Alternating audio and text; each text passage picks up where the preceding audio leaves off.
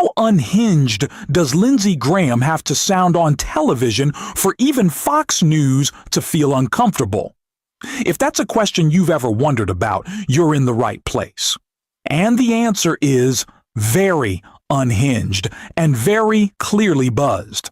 Lindsey Graham is one of the biggest war hawks in Congress, and no one has been more enthusiastic about endless wars and regime change than him. He made that crystal clear last night on Air Force One and then doubled down on Fox News.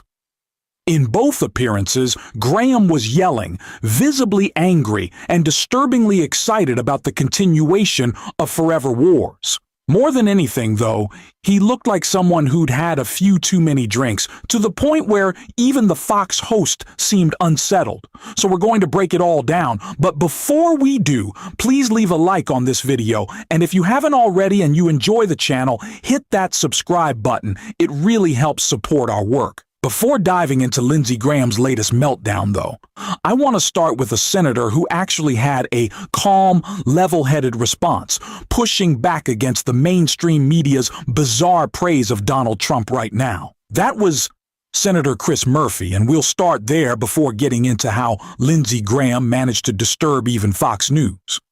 So why is it a bad thing to take out Nicolas Maduro? Well, I mean, this has nothing to do with American national security. Nicolas Maduro is a bad guy, but apparently he is being replaced by his second in command, a vice president who is just as committed to transporting drugs out of Venezuela, mostly to Europe, is just as committed to political repression as Maduro was. So life on the ground doesn't change at all for the Venezuelan people. There's likely no change in the amount of drugs that's leaving. But of course, those drugs weren't coming to the United States in the first place.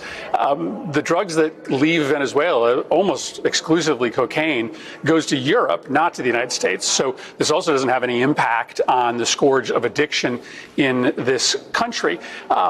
So the question is, what is this really about? If it's not about the drug trade, if it's not about restoring democracy in Venezuela, if they just substituted Maduro with someone equally as bad for the Venezuelan people, who's benefiting? And I think what we're learning is that it's the oil industry and Wall Street that's benefiting here. That Trump is telling you, I mean, every day, that what he's most interested in is getting his friends' hands back on the oil that will make a whole bunch of money for the oil industry. And as Venezuelan bonds start to improve, will make a whole lot of money for Wall Street investors who bought those distressed assets. So it doesn't seem like there's any payoff for the American people here, whose health insurance premiums are skyrocketing as we speak.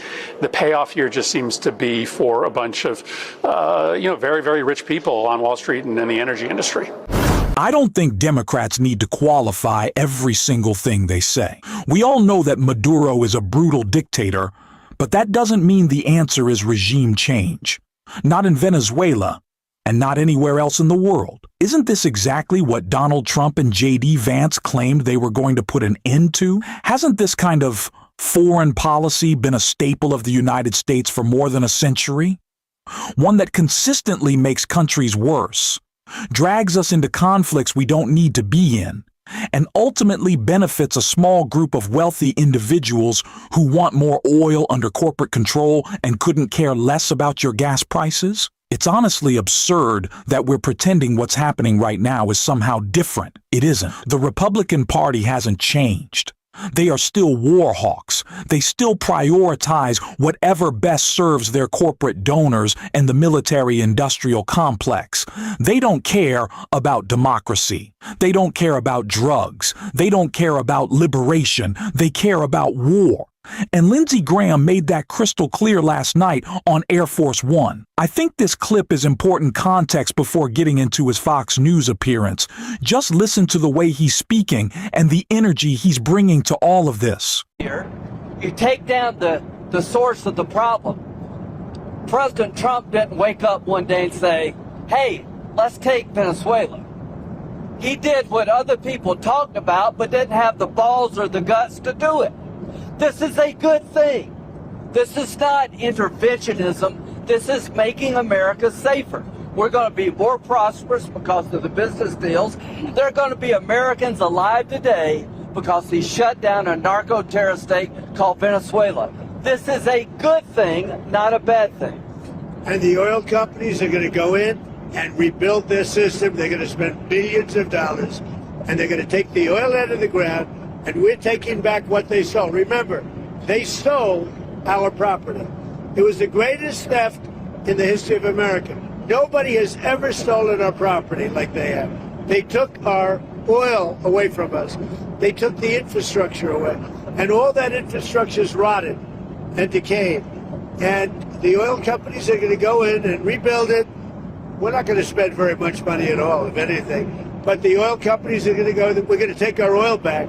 But we're going to also do things that, when you look at what he did, the drugs are terrible, but also terrible. He sent hundreds of thousands of people into our country that should not be here. And that means from prisons. That means Tren de Aragua, the gang, Tren de Aragua, that comes out of Maduro's country. He was very friendly with that gang. Well, they're having a hard time right now. You know, we had Tren de Aragua all over Washington, D.C., and they got the hell beat out of them. To me, Lindsey Graham looks a little tipsy in that clip. There's a slight slur in his speech. And when Lindsey Graham is out here saying things like, "Oh, you're a dumb ass," he just sounds completely out of it. And maybe that's not just the alcohol. Maybe it's because Lindsey Graham genuinely loves war. This is a guy who loves war. And look, I don't usually like to borrow anything from Tucker Carlson, but he actually said it best when he asked, what is it with closeted Republicans in Congress who are obsessed with war? Because there really is a pattern there. And if you look beyond Lindsey Graham, you see it elsewhere too. Tim Scott loves himself a little war as well. And I think he also loves himself a little bit of, well, not to be too delicate about it, but let's be honest here.